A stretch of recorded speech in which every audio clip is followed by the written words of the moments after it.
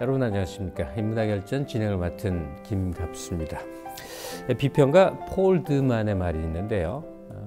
비평이 훌륭하다면 그것만으로 문학사가 될 수 있다, 이런 언급이 있습니다. 그렇죠? 어떤 경우에는 작품 제쳐두고 비평문 그 자체에 우리가 매료되는 수가 상당히 많습니다. 또 이 비평 언어가 작품을 굉장히 다르게 느끼도록 그렇게 만들어주죠. 예, 원래 알고 있던 작품들의 의미망을 확장시켜주고 또 다르게 느끼는 그 통로를 열어주고 말이죠. 우리 한국 현대 시사의 숱한 작품들을 그 오롯한 연구의 맥으로 우리를 인도해 주시는 분이 있습니다. 비평의 맛을 느끼게 해주는 분이라고 그럴까요?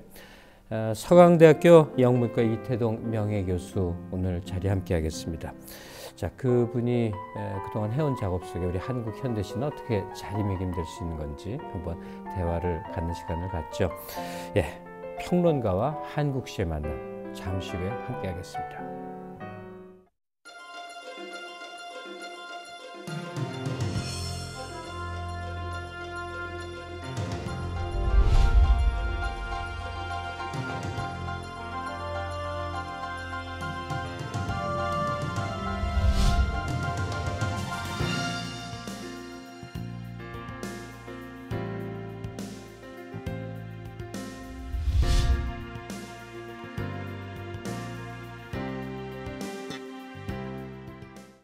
네, 서강대학교 영문과 명예교수 이태동 교수 모시겠습니다. 선생님 안녕하세요. 안녕하십니까. 네, 반갑습니다. 제가 시를 연구하신 분으로만 방금 말씀을 드렸습니다만 우리 소설문학 전반을 또 아우르시고 또 시를 함께하고 다 그렇게 두루두루 작업을 하신 거죠? 네, 그렇습니다. 예, 선생님 작업 모처럼 모신 거니까요. 네. 그 일련의 그 연구 작업에 대해서 이렇게 감회가 어떠십니까?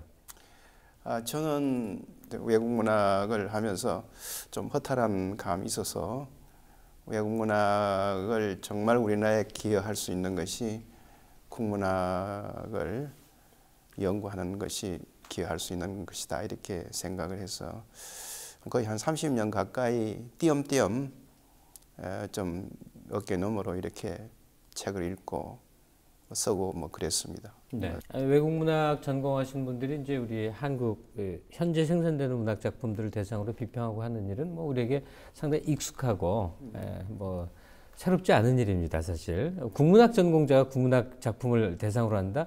이것도 좀 저에겐 적합한 일이 아니라고 생각이 드는데, 이제 지평을 넓혀줄 수 있는 계기를 만들어주니까요.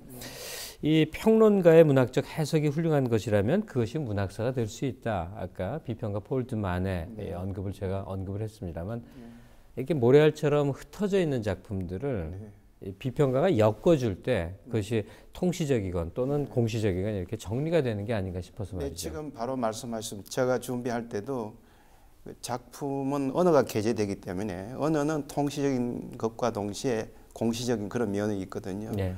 거기에 이제 작가의 의식이 추가가 되면은 그 자체가 문학사의 성격을 띠게 됩니다. 네. 그리고 그 문학사의 경우는 시든지 소설이든지 간에 그 작품 하나하나가 다른 작품과 연결지어서 문학사를 만들어가고 있기 때문에 작가 연구의 폭을 넓히고 진폭을 넓히면서 수직적인 깊이를 탐색하는 그 자체가 문학사를 쓰는 거나 같은 경우가 되니까 그런 말을 한 것 같습니다. 네. 오늘 한국 현대시의 맥을 짚어보기 전에 도대체 시라는 게 도대체 시라는 게 뭘까? 인류사에 보편적이지 않습니까? 시라베도 있고 또 우리가 흔히 이제 이 문명권이라고 분류되지 않는 곳에서도 시의 자취는 다 발견되고 말이죠. 선생님은 시라는 게 어떻게 해서 인간에게 이런 생겨나는 경우에는 아마 이론적인 측면에서 말씀드리는 것이 짧은 시간에 제일 좋겠습니다. 아리스토텔레스도 그랬고 플라토도 그랬고 모방이다, 이미테이션이다, 미메시스다, 이런 얘기거든요. 뭐에 대한 미메시스냐 하면은 지각할 수 있는 대상을 이제 모방하는 건데, 플라톤은 많은 분이 알고 계시겠습니다만은 사람이 지각하는 대상은 이데아의 그림자, 외형밖에 안 된다. 네. 그걸 모방한다는 것은 이데아와 거리를 두는 거기 때문에 그렇게 좋지 않다고 좀 좋지 않게 평을 했습니다. 그런데 이제 아리스토텔은 이 지각할 수 있는 대상 그 자체 내에도 이데아가 존재하고 있는 것이다. 네. 이데아는 정체되어 있는 것이 아니고 이데아는 액티비티다. 움직임이다. 다시 말하자면 이데아는 교육을 받아야 되고 이데아는 더 확대되어야 되고 그다음 더 넓혀져야 되고 더 높은 단계로 상승해야 된다. 영혼이 상승해야 된다. 이렇게 생각을 하고 있습니다. 상승하기 위해서는 구체적인 사물을 통해서 자기 자신을 그 이데아를 더 높은 단계로 끌어올린다. 이런 얘기입니다. 다시 말하자면은 우리가 비유적으로 말한다면은 그 씨가 있지 않습니까? 네. 씨가 자라서 뿌리가 되고 그 다음에는 나무 둥치가 되고 나무 잎이 되고 열매가 되고 근데 나무의 모양이라든지 그 씨의 꽃의 모양이라든지 그 원리가 폼이 전부 씨에 있거든요. 그것이 우리가 그 하나의 혼이 소울이다 이렇게 생각할 것 같으면 이데아라고 생각할 것 같으면은 이데아는 그렇게 하면서 더 높은 단계로 발전하는 것이다.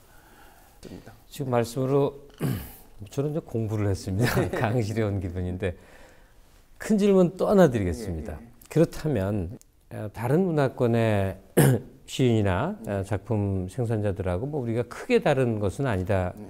하지만 다를 거란 말이죠. 영문학을 전공하셨으니까 그 뭐 비교 문학이라고 하는 장르도 존재하는 건데 어떻습니까? 우리 현대 문학하고 특히 현대 시하고 영미권의 시하고의 그 어떤 뭐 근본적인 차이라고 그럴까? 큰 차이점이라고 한다면 어떤 점을 들 수 있나요? 근데 이제 뭐 저쪽 영미소 시 계통에는 순수 시와 참여 시 이거 별로 없습니다. 이 구분이 별로 없고, 예.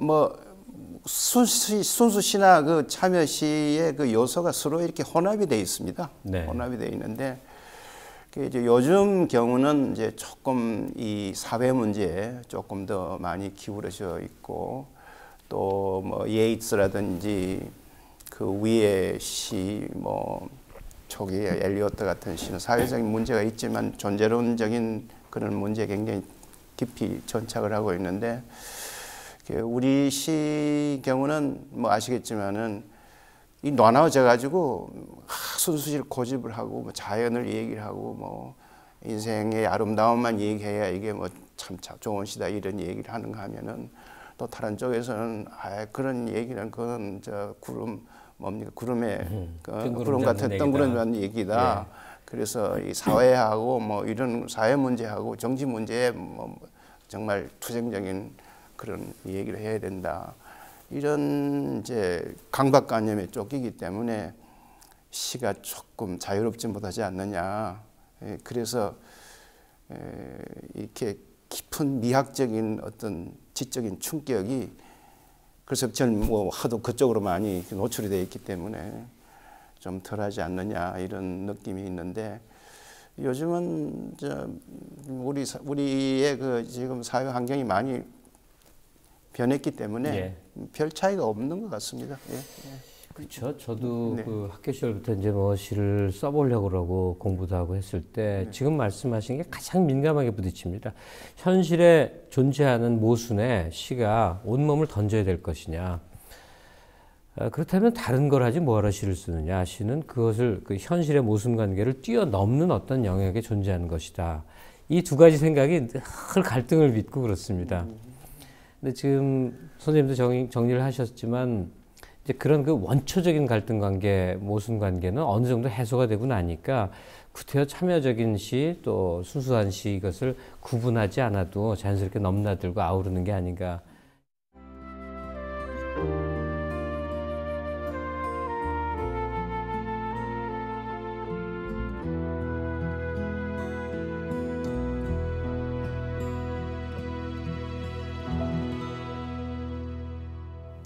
오늘 선생님을 모시게 된 뭐 본론이라고 그럴까요? 우리 시사적인 그 자장 안에 있는 큰 존재들을 한번 더듬어 보겠습니다. 그냥 뭐 한국 현대시가 어떻게 흘러왔다 하는 것을 다른 형태로 이렇게 짚어볼 수도 있겠습니다만 그냥 우뚝한 존재들을 우리가 한번 상기함으로써 그 맥락이 짚어질 수도 있을 것 같아요. 먼저는 서울시부터 이렇게 접근해 들어가면 좋겠는데 선생님이 이제 사조적인 언어, 낭만주의라는 언어를 사용을 하셨거든요. 우리 문학사를 정리할 때 그런 문예 사조 용어를 빌 때 상당히 좀 어려움이 있습니다. 왜냐하면 사조 운동이 우리 안에 구체적으로 존재했던 것이 아니기 때문에 일단 서울시를 낭만적 어떤 경향으로 보시는 그 문제, 그걸 단서로 이렇게 풀어가면 어떨까요? 좋습니다. 네. 왜냐하면 이제 제가 이 현대시의 정체란 걸 이름을 보통 그 일반 평론집하고 다르게 붙인 거는 역사적인 맥락이 있어서 그렇습니다. 꼭히 뭐 그 표면적으로 짧게 이런 사람이 이때 나와 이런 활동을 했다 이거보다도 아까 폴드만이 얘기를 했듯이 그 문학사의 큰 자장을 넓히고 어미망을 넓힌 사람을 수직적으로 얘기를 하면은 그 파장이 그 어미망이 그 밑으로 옆으로 다 확대가 되기 때문에 그 자체가 문학사가 된다 이런 생각으로 그 했기 때문에 네. 지금 그 사회자께서 짚고 가시는 그런 방향이 옳다고 이렇게 생각을 하고 있습니다. 그런데 이제 낭만주의는 뭐 사조가 그 뭐 낭만주의라는 사조를 건드리기 굉장히 참 어렵습니다. 뭐, 네. 뭐 아무리 해도 낭만주의가 뭔지를 아직도 뭐 서구의 대가들도 이게 뭐다 이렇게 얘기를 못 합니다만 틀림없이 뭐 사랑보다 깊다 그러는데요. 있기는 있습니다. 그건요. 누구나. 그런데 이제 제가 이 얘기를 한 게 아니라 다른 많은 이제 국문학자나 평론가들이 말씀하시기를 그 서울이 1920년대 모더니즘 시대인데 말이죠. 그 시가 낭만주의는 현실이 아닌 현실 그 너머에 있는 세상을 네. 짚으려고 그러고 뭐 고향이 그리움이라든지 뭐 한이라든지 이런 쪽으로 이제 자꾸 방향을 틀고 그걸 찾으려고 그러고 이런 것이 이제 그 시에 많이 나타나니까 이게 낭만적이다 이렇게 얘기를 했습니다. 네. 네. 우리 낭만주의 계열 시인할 때 워즈워드 뭐 아주 상식으로 떠올리게 되는데 그런 흔히 말하는 정통적인 서구 낭만주의 계열 시인들과 소월의 네. 그 분기점 차이는 어디서 생겨나는 겁니까? 그런데 지금 워즈워스 말씀을 하시고 뭐 블레이크도 마찬가지고 키트 셸리 같은 경우도 네. 보면은 감상적인 게 없어요. 낭만주의 시인데 감상적인 게 없어요. 물론 서정성은 있는데 감상적인 게 없어요. 왜 그런가 하면은 그 낭만주의 이론 중에 뭐 여러 가지가 있겠습니다. 하나는 reconciliation opposite, 그러니까 상반되는 두 개가 융합하는 것입니다. 이게 네. 또 다르게 할 것 같으면 또 다르게 말한다면은 그 하나의 한계와 또 다른 한계를 연결지어 가지고 이걸 통합하려는 그런 의지입니다. 워즈워스 같은 데 보면 산이 이렇게 우리가 산을 이렇게 보면은 산의 그 정점의 라인과 하늘과 연결 지으려는 이런 시적인 노력, 상상력으로 노력이 이루어지거든요. 네. 그러니까 목표가 뚜렷하니까 이데아는 이데아고 이데아를 찾아서 만나요. 저쪽은요. 만나니까 아까 리콘실리에이션 오포지트다 그러니까 상반되는 두 개가 조합을 하는 거죠. 근데 이제 서울시 경우는 약간 좀 만나는 게 있습니다만은 그걸 만나지를 못해요. 만나지를 못하니까 계속 슬픈 거예요. 한의 뿌리를 못 찾는, 한 고향을 잡지를 못한단 말이에요. 이제 그런 차이죠. 그런데 그걸 찾기 때문에 저쪽은 뭐 필드이나 릴케라는 이런 눈물 나는 게 없어요. 네. 예, 그게 이제 좀 아쉽죠. 서울시에서 그 감상적 측면이 사실 관심의 이제 대상일 수밖에 없죠. 그 왜 고전음악 좋아하게 되면요, 제일 처음에 모차르트를 듣는데 조금 지나면 모차르트가 시시해진다는 거 아닙니까? 그래서 번잡한 이제 이 방황을 배워야 하다가 나이가 접어들면 다시 또 모차르트로 돌아온다. 그럼요. 예. 근데 소월시가 비슷한 성격이 좀 있는 게 아닐까 싶기도 합니다. 그 다음으로 제가 이제 고등학생들 무슨 짧은 강의를 하다가 이제 좋아하는 시인 적어내라고 그러니까 김소월은 물론이고 뭐 한영운, 윤동주 줄줄이 나옵니다. 그래서 왜 그럴까 생각해보니까 전부 교과서에서 배운 이름들이에요.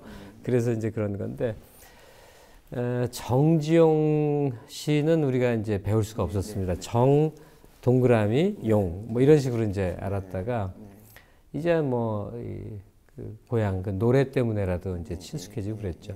선생님은 정지용 시인을 어떻게 일단 받아들이십니까? 대단하죠. 역시 그 김소월이가 하지 못했던 우리가 김소월이한테 좀 그래줬으면 하는 면을 그걸 이제 정지용 씨가 해낸 일인데요. 근데 우선 언어 그 자체가요. 굉장히 촉수라 그러거든요. 아주 날카로운 촉수, 차가운 촉수다. 이렇게 산이 문을 열면 산이 머리에 이마에 차다 이런 표현이 뭐 한 대표적인 예인데 그 독특한 지적이고 그 차가운 그 촉수 그 때문에 감상적인 게 전혀 없어요. 완전히 배제해 버렸어요. 그 배제하면서 자연과 더불어서 조화를 이루면서 거기서 그 마음을 말이죠.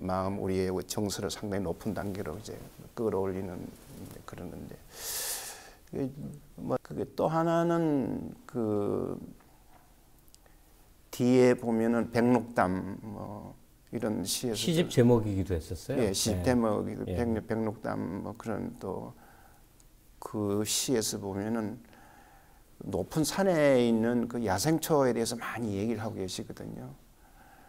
그런데 이제 야생초가 그 높은 데서 피었을 때 얼마나 고고한가 말이죠. 그 얘기를 하고 그 다음에 거기서 시들어져가 이제 뭐 시간이 지나가면 시들어 죽겠죠. 죽는데 그 죽음이 굉장히 그 비극적인 미를 지는 게 비극적인 미란 것은 우리가 어떤 대상이 있을 때 복종하는 게 아니고 저항해서 장렬한 죽음을 하게 하는 거예요. 숭고한 의미에서 아니 숭고한 그런 어떤 분위기 속에서 이제 숭고한 죽음을 하게 되는 이제 그런 면을 이제 시로서 얘기를 한 걸로 되어 있습니다. 그렇기 때문에 시를 우리가 읽을 때 굉장히 고고하고 굉장히 높은 지적인 수준으로 우리가 느낄 수가 있다, 갈 수가 있다, 뭐 그렇게 느꼈습니다.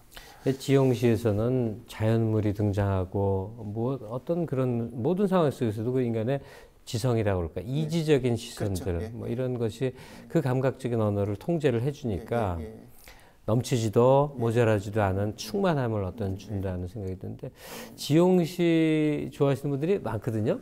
저도 약간 충격적인 그 시의 그 어떤 막 몸을 이렇게 몸을 움직이는 정도의 그 감동을 했던 게 유리창이라는 시였었습니다. 유리창이 이제 차고 이렇게 해서 그냥 글자를 세상을 떠난 아이인 거죠.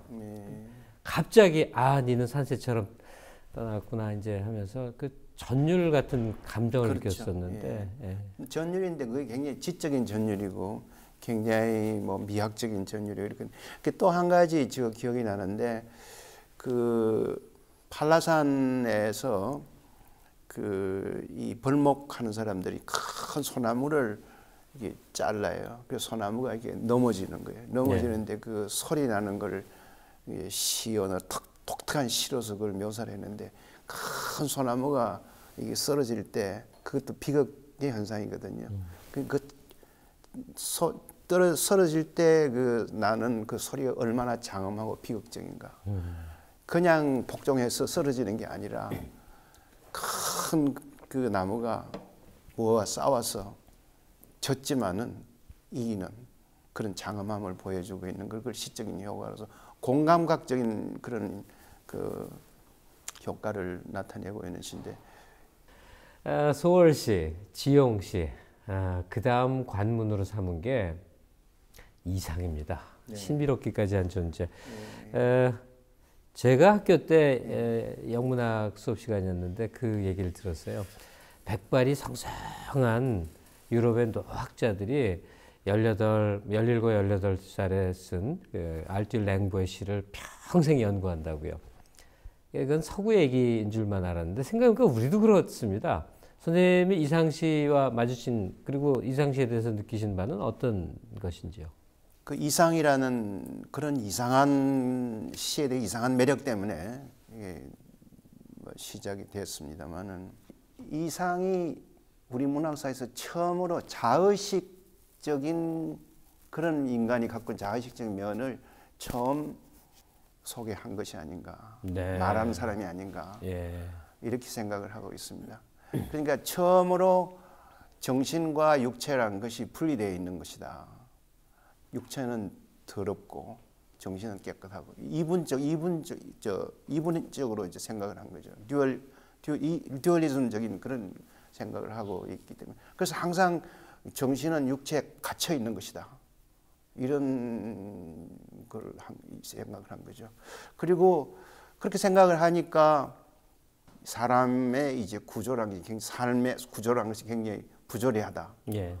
근데 이제 아무리 노력을 해봐야 그 다음에 일정한 기간에 큰 발전이 없고 또 되돌아오고 또 했던 일 또 해야 되고 또 해야 되고 그게 이제 지식인 의식이 강한 사람이 실정이 나거든요. 그거에 대해서 굉장히 저항적인 그런 면을 보인 것. 말하자면 자연주의적인 그런 현상에 대해서 반항하죠, 반항하. 네. 이제 그것이 의식이 있는 사람이 누구나 다 공감을 하게 되는 거죠.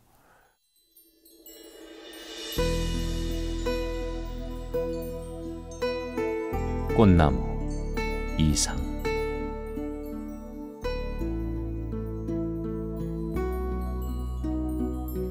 벌판 한복판에 꽃나무 하나가 있어. 근처에는 꽃나무가 하나도 없어. 꽃나무는 제가 생각하는 꽃나무를 열심으로 생각하는 것처럼 열심으로 꽃을 피워가지고 섰어. 꽃나무는 제가 생각하는 꽃나무에 갈 수 없어. 나는 막 달아났어. 한 꽃나무를 위하여 그러는 것처럼 나는 참 그런 이상스러운 흉내를 내었어.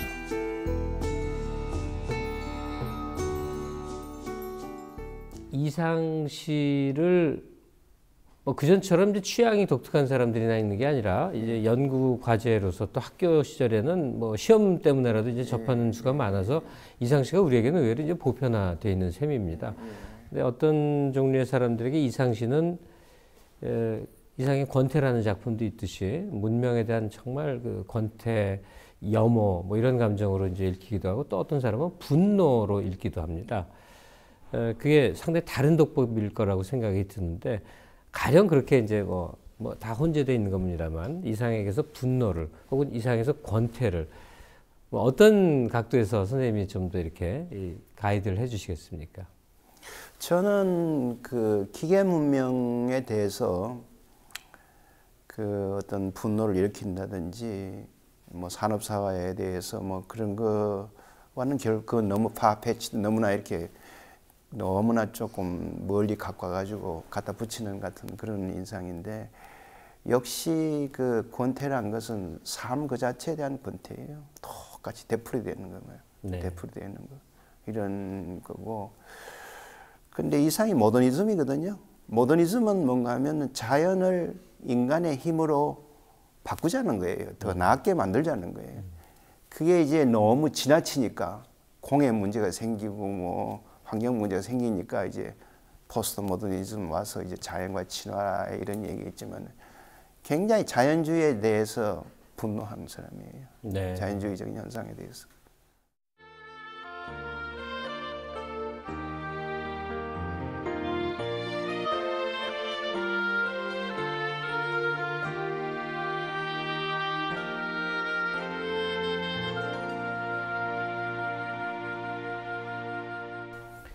예, 이제 시점을 우리 당대와 좀 더 가까이 이렇게 끌어오겠습니다. 뭐 워낙 많은 시인이 있으니까 어떤 시인이 어떤 시인을 두고 그는 시의 정부다라고까지 표현한 서정주 시인 그분을 얘기하지 않을 수가 없을 것 같은데요. 서정주 시인 언급을 하자면 심경이 복잡해지는 분들도 많습니다. 왜냐하면 우리 그 이념 지형들이 복잡하고 그분의 행적이 있었기 때문에 그런데 그걸 비껴가지 말고요. 그것까지 다 포함을 해서 서정주 시인을 일단 어떻게 받아들이시는지요? 서정주는 영과 육을 합치는 문제를 자꾸 얘기를 해요. 네. 영은 그 육체는 왜 필요한가? 영을 더 높은 단계로 끌어올리기 위해서 그런 거예요. 그래서 그 동천이라는 시 보면은요, 화사는 굉장히 육적인 거예요. 예. 보드레르적인 육적인 데서 그것이 자꾸 점이어가고 이 자꾸 이제 세월과 더불어서 이제 뭐 수련해가지고 끝까지 올라가는 거거든요. 근데 그 동천의 세계 그 겨울에 나르는 정신적인 세계라는 것이 몸이 없으면 갈 수가 없다는 얘기예요. 예. 몸이 없으면. 그래서 그리고 또 그분의 언어 좋죠. 이 시인이 모국어의 창조자다라는 그렇죠. 거 정의에 참 들어맞는 시인이 미당 선생이 아닌가 싶어요. 우리가 갖고 있는 언어의 그 함축의 세계를 굉장히 다차원적으로 이렇게 달성적이죠. 만들어 놓은 그러신 존재인데, 하여간 선생님을 통해서 미당 시를 바라봐야 될 하나의 시선을 얻은 것 같습니다. 고맙습니다. 사실은 뭐 서정주 시인과 동시대 활동을 했었습니다만 이제 또 다른 자리에 놓인 존재, 그리고 너무나 커다란 존재로 김수영 시인을 들지 않을 수가 없을 것 같습니다. 대부분의 사람들은요, 시를 좋아해도 한국인이기 때문에 한국 시를 본 게 체험의 거의 대부분입니다. 선생님 경우는 외국어로 이루어진 시들을 많이 접하지 않았었겠습니까? 김수영 씨는 얼마나 새로운 존재고 한국 시 안에서 말이죠, 어떤 역할을 한 사람입니까? 근데 김수영 씨도 역시 이제 뭐 이상의 경우처럼 전통적인 우리 시에 혁명을 일으킨 시인이죠. 네. 모더니즘이 그 감상적인 거하고는 전혀 배제되는 거죠. 예. 우리의 그 전통 시는 뭐 이를테면은 뭐 민요 가락 이런 것도 보면은 뭐 가사 같은 것도 보면은 감상적인 부분이 많거든요. 센티멘탈한 그런 부분이 그게 대표적으로 많이 나타난 것이 아까 우리 한 김소월 경우 뭐 그런 건데, 그게 아마 민요 쪽 가락을 제일 많이 이제 수용했다는 거 아닙니까? 그걸 부셔버린 거라고요. 예. 부셔버리고 이미지와 메타포, 파라독스, 위트라든지 뭐 이런 글을 도입을 해가지고 시를 썼거든요.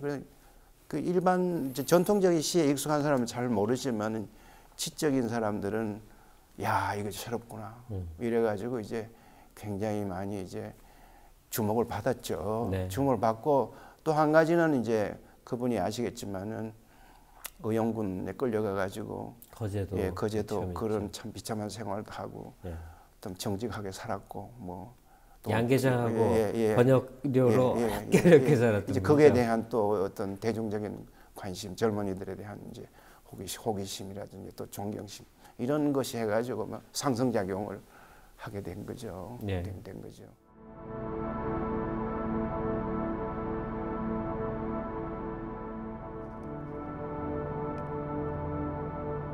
공자의 생활란 김수영.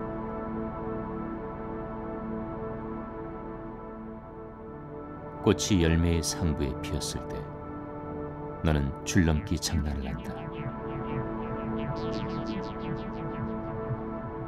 나는 발산한 형상을 구하였으나 그것은 작전 같은 것이기에 어려웠다. 국수, 이태리어로는 마카로니라고 먹기 쉬운 것은 나의 반란성일까? 동무여, 이제 나는 보마. 사물과 사물의 생리와 사물의 수량과 한도와 사물의 우매와 사물의 명석성을, 그리고 나는 죽을 것이다. 동무여 이제 나는 바로 보마. 이 귀절이 굉장히 많이 인용이 됩니다. 사물과 사물의 무엇을. 근데 사실은 지금 이 시기절을 읽고 도대체 이게 무슨 말을 한 것인지 이게 마음속에 하나의 이 논리적인 맥락으로 다가오는 경우가 참 드물 겁니다. 도대체 무슨 말인지 모르겠다. 다 그렇게 반응을 하는데 선생님은 어떻게 이걸 이해를 하십니까? 예, 저도 이 오랜 세월을 두고 생각을 해봤는데 저 나름대로는 이제 해결을 했다고 이렇게 생각을 합니다. 네. 예, 그래서 정말 이걸 제가 해결하고 난 참 너무 참 희열감을 느낄 정도로 깊었습니다. 근데 이제 그 시에 나와 있는 것 중에 너, 나 이렇게 나오거든요. 너, 나 이렇게 나오는데 그 문제가 도저히 해결이 안 될 겁니다. 왜 너 갑자기 나온 너가 나 이렇게 되니까 그 문제를 해결하지 않으면 이게 해결이 안 돼요. 예. 그래서 너 나는 뭔가 하면은 혼자 얘기하는 거예요. 자문자답. 자문자답. 예. 네가 나예요. 화자가 자기 자신을 얘기한 거라고요. 자기 자신이 얘기한 거고. 근데 이제 우리가 한번 봅시다. 우리 인생에 있어서 우리 아까 저 이상한 경우처럼 꽃을 피웠지 않습니까? 예. 꽃을 피면은 금방 끝 시들어지죠. 그 줄넘기 장난을 한다는 게 뭔가 하면 그 꼭대기를 올라가려고 애를 쓴단 말이에요. 예를 쓰면은 줄넘기 하듯이 한번 휙 올라가 또 내려와야 되거든요. 내려와야 된다 이거죠. 그 상황을 패러디한 거예요.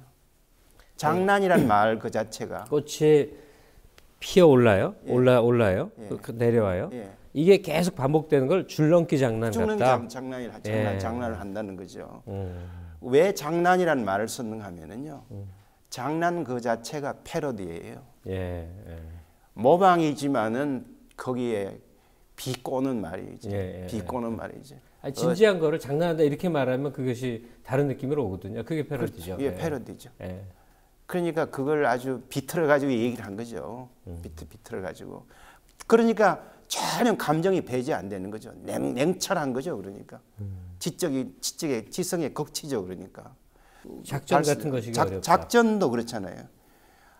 자기가 거기 가지는 못하니까 이렇게 던지는 것이 그렇게 한번 해보겠다는 작전에 지나지 않는다는 거죠. 네. 예. 그 다음에 이제 국수 얘기가 나오죠. 예. 국수의 그 줄이 이 줄넘기 할 때 줄하고 마카로니 그거에 비유한 거예요. 그거에 비유하는데 먹기가 쉽다. 먹기가 쉽다. 이것도 굉장히 역설적으로 비틀어 놓은 거라고요. 비틀어 놓은 거예요. 그러니까 공자같이 굉장히 어렵게 생활하는 사람이 국수가 먹기 쉽다. 그 얘기는 뭔가 하면 그 정말 하기 쉽네. 그 얘기는 그게 참 어렵네. 어렵네. 그게 비틀어 놓은 거라고요. 그런 얘기인데 그거를 뒷받침해 주는 얘기가 뭔가 하면요. 밑에 있죠. 밑에는 위에처럼 그 말을 비틀어 놓지 않고 정자로 썼잖아요. 예. 이 진실을 내가 정면으로 얘기합니다. 정면으로 얘기해요. 그것이 뒷받침해 주는 거죠. 이 진실을 밝혀놓고 죽겠다 이거죠. 절대 위에 얘기가 병치시켜 놓은 거죠. 그러니까 저기 그 뭡니까 콜로키알한 말 그러니까 대화 그러니까 회화체에 그 다음에 형식적인 언어와 대조시켜 놓고 있는데 위에 사실이 진실이라는 걸 밑에서 확인해 주고 있는 거예요. 거짓이 아니라 이거죠. 그렇게 그거 내가 밝히고 죽겠다는 거죠. 다시 말하자면 생애 부조리한 구조를 밝혀놓고 죽겠다는 얘기 같이. 그래갖고 정색을 하고 동무야, 나 이제 바로 볼게. 예. 사물과 사물에 무엇을 막 말하고. 그렇죠. 그리고 나는 죽을 거야. 그다음 제일 그 해결하기 어려운 건 나, 너 얘기예요. 너가 딴 사람이 아니라 자기 혼자 얘기를 한 거예요. 네. 그게 이제 그 엘리어트의 프루프락이라는 그 시가 있는데 그 시가 굉장히 난해한데 거기도 나, 너 이렇게 이 얘기 다이얼로그를 하고 있거든요. 예. 모놀로그 같이 얘기를 하는 건데 그런 것 같아요.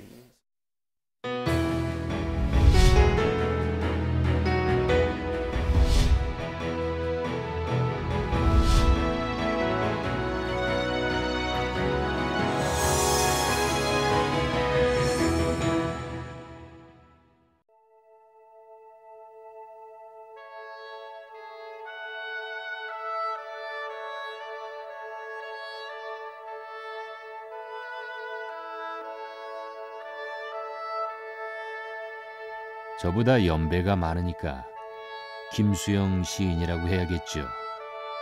김수영 시인의 죽음은 그 자체로도 비극이지만 삶에도 비극성이 담겨 있어요. 공자의 생활란이었나? 그리고 나는 죽을 것이다. 이 말이 주문이 되어 비극이 탄생한 걸까? 고작 당신의 나이 47. 하지만 당신은 우리 한국시의 거대한 뿌리가 되었죠. 그런데 김수영 시인, 당신은 선천적으로 슬픈 것들에 대한 연민, 비극에 당김이 있는 것 같아요. 아버지의 사진이라는 시였나요? 가난한 지식인의 아버지의 흑백 사진을 굳이 숨어서까지 보고야만은 당신의 혈연적 끌림은 인간적 서름에 대한 연민이 이유라고 봐요. 좋게 말해줘서 고마워이. 난 날개를 갖고 싶었어. 제자리에서 몸부림만 치고야 마는 팽이. 그리고 고작 힘없는 날개를 가진 풍뎅이와 거미. 당시 우리의 모습이 그런 것이었지. 극한까지 몰고 가는 당신의 집념이야말로 미학적 성취를 이룬 게 아닐까요? 눈은 새벽이 지나도록 살아있다. 젊은 시인이여 기침을 하자. 밤새도록 고인 가슴에 가래라도 마음껏 뱉자. 당신의 시 눈에서 보여준 당신의 모습에서 저는 치열한 저항 정신을 보았습니다. 난 결국 깨달았소. 끈질긴 생명력이야말로 내가 사랑하는 것들이었어. 풀, 그리고 단단함에 갇힌 복사씨와 살구씨. 이것들은 스스로 생명이 되어 해방되지. 그래도 당신의 공자의 생활란에 나온 식구, 그리고 나는 죽을 것이다. 그 비극성은 잊을 수가 없어요. 그 시를 쓴 게 1945년 내 나이 24이었어. 당시 그런 나라에서 사는 우리에게 죽음에 대한 생각은 필연적이었지. 이태동 교수, 당신 나이 24, 당신도 그러지 않았나? 물론 나보다는 좀 나았겠지. 시대가 다르니까. 24, 저도 기억이 나는군요. 아마 저도 그랬을 것 같습니다. 지금 24을 사는 우리 친구들은 이 시의 절절함을 알까요? 모르면 어때? 내 시에 그들이 갇히지 않고 그들이 내 시를 나로부터 해방시켜줬으면 좋겠네.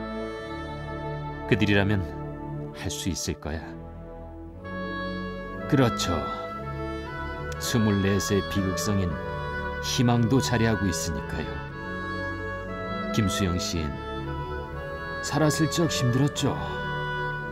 이제 편히 쉬시지요. 내 걱정은 이태동 교수, 내 시 평하느라고 꼴딱 밤새지 말고 누워 잘 자게나.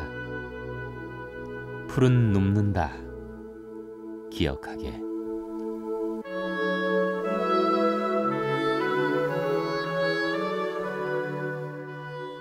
우리 지성사의 계보, 그것이 시사와 맞닿을 때 김수영의 자리가 있다는 생각이 듭니다. 뭐 시 좋아하시는 분들, 뭐 전문적인 연구자가 아니라도 시를 이제 한 발 더 들어가서 접하는 분들이 많은데, 그런 독자를 위해서 이제 김수영 씨를 좀 어떻게 읽어야 된다라든지 정리를 해주신다면 어떨까요?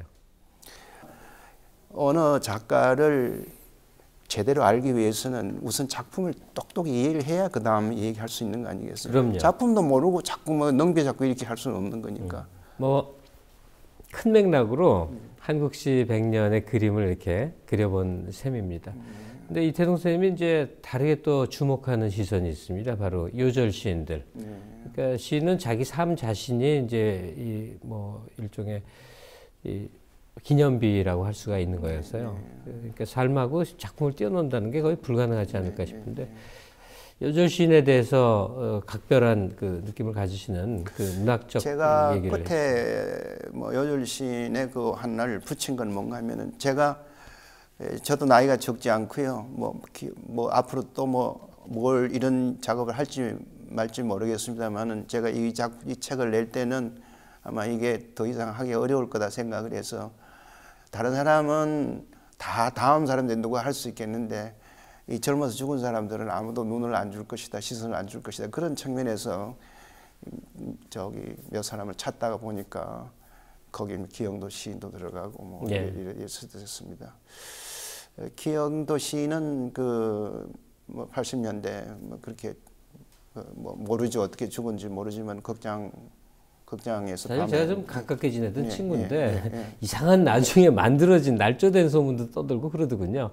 그냥 이 뇌 애뉴리즘이라고 해서 뇌 혈관이 얇은 증세를 가진 사람이 있는데 그냥 우연의 연속으로 집이 소알이 굉장히 먼 곳에 있으니까 극장에서 그냥 이러고 하룻밤 새다가 이게 터져버린 거죠. 근데 그 죽음하고 자기 시의 내용, 아까 그 검은 뭡니까? 검은 ip속의 검은잎, ip속의 검은잎 그 이미지하고 죽는 장소하고 밤하고 뭐 이거하고 맞아 떨어져 가지고 그의 작품은 전편이 죽음이죠.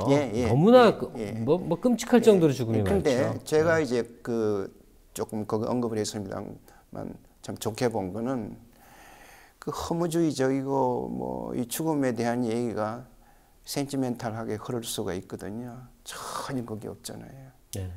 그걸 어떻게 형상화했는지요. 그게 이제 돋보였고, 그래서 제가 그게 목탄화 같다 뭐 이렇게 표현도 했습니다. 근데 이제 제가 이제 억지로 말을 붙인 것이 허무주의적 저항인데 거기에 전혀 감상적인 면이 뭐 자기 연민에 빠진다든지 그런 눈물 짜는 그런 면이 전혀 없는 상당히 고급한 수준으로 올라갔다 뭐 그렇게 봤습니다. 이런 죽음은 그 죽음으로 어쨌든 새로운 문학적 이 자장을 형성하고 있다는 생각이 듭니다. 선생님 오늘 우리 시사의 이제 중요한 존재들 이렇게 하나하나 짚어주시는데요. 뭐 새삼스럽습니다만 얘기 속에 빨리 얘기를 마치고 어디 가서 작품을 읽고 싶은 거 있죠. 작품을 읽을 때 그 쾌감이라고 그럴까? 언어적 쾌감 있지 않습니까? 이게 도대체 뭘 말했지? 이거 머리 싸매지 않고 언어가 주는 그냥 쾌감이라는 게 시에는 분명히 존재하는데 말이죠. 어느 때부턴가 이렇게 좀 아쉬움이 있어요. 그전처럼 시를 즐기는 사람들이 많이 줄어들지 않았나 이런 생각도 들고 또 하나는 시라는 게 굉장히 진지하게 자기의 지성과 자기의 모든 걸 총동원해서 읽는 대상인데 그러는 게 이제 별로 재미가 없는 거죠. 그래서 아주 낙서시라고 우리가 표현하는 쉬운 시들을 더 선호하는 모습들을 많이 보고 그래서 뭐 선생님은 학생들과 늘 있으니까 그것도 하나의 이제 맥락으로 받아들이실 수도 있고 또는 좀 문제라고 경고하실 수도 있는데요. 지금의 시가 받아들여지는 풍토에 대해서는 어떻게 생각하십니까?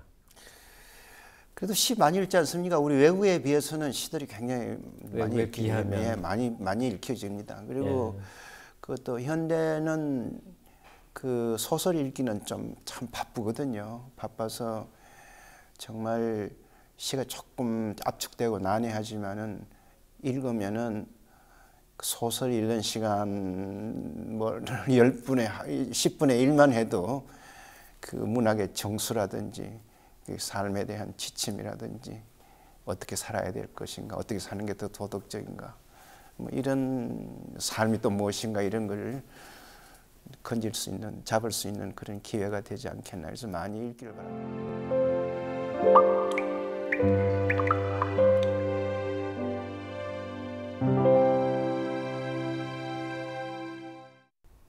네, 이제 낭독의 힘이 함께하는 시간, 울림이 있는 인문학 순서입니다.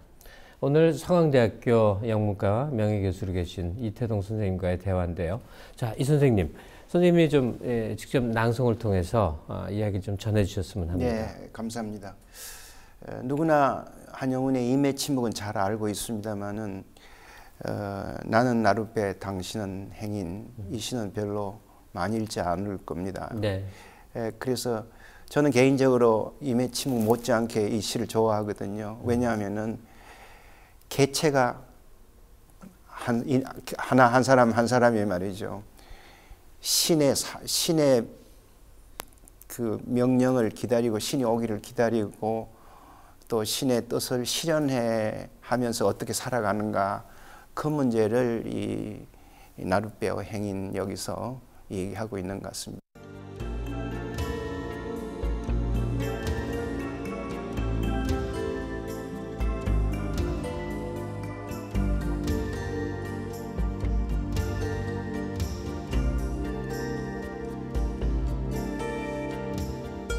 나는 나룻배, 당신은 행인, 당신은 흙발로 나를 짓밟습니다. 나는 당신을 안고 물을 건너갑니다.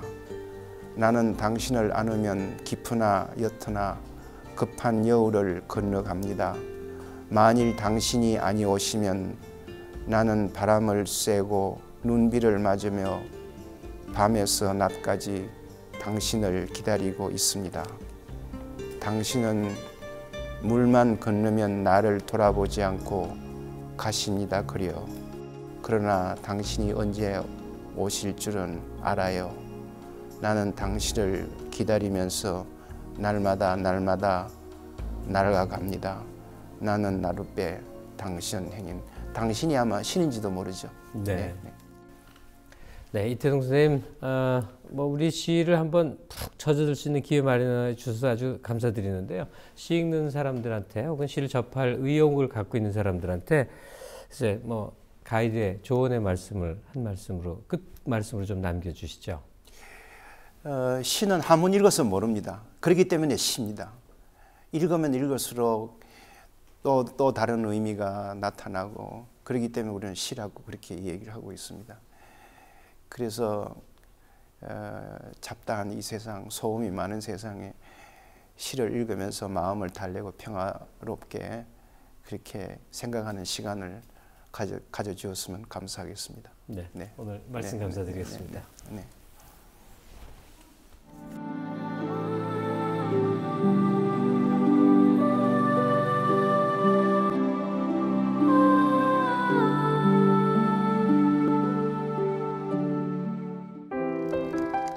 네, 오늘 영문학자이시지만 우리 문학 작품에 대해서 깊은 천착을 보여주신 이태동 교수와의 시간이었습니다.